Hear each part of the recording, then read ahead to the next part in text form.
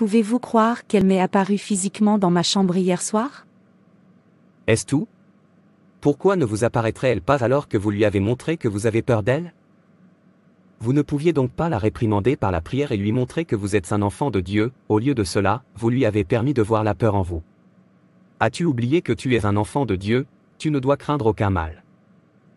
Père, vous ne comprendrez pas. Elle fait peur. Voulez-vous qu'elle me tue? J'ai peur, s'il vous plaît. Je ne veux pas mourir. La peur est similaire à la paralysie, en ce sens qu'elle rend le corps inefficace pour remplir ses fonctions. La peur est une fausse expérience qui semble réelle et qui transforme souvent un vainqueur en victime. De nombreuses personnes ont raté de rares opportunités et sont même mortes avant leur temps à cause de la peur. Ceux qui gagneront la bataille de la vie doivent d'abord et avant tout surmonter la peur. Ceux qui font des progrès appréciables dans la vie sont ceux qui, malgré la peur du défi et le danger, avancent dans la foi. La vie elle-même est pleine de batailles et de défis orchestrés par Satan et ses agents. Satan fait partie de notre problème. Il veut que nous vivions dans la peur.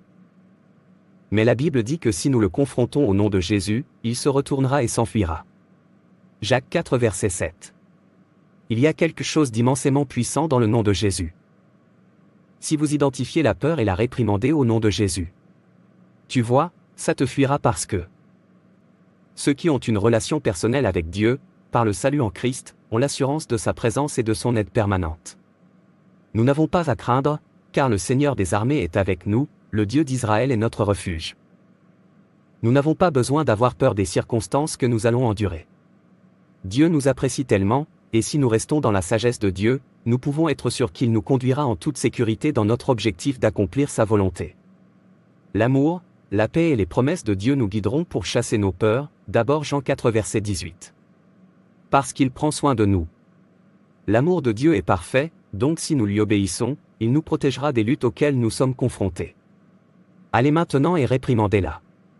Tu ne cours pas pour Satan, Satan court pour toi parce que vous êtes une génération choisie.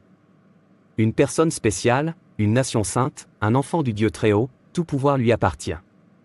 Un avec lui est la majorité. Ne crains rien, petit troupeau, car c'est le bon plaisir de votre Père de vous donner le royaume. Luc 12 verset 32. Merci beaucoup, Père.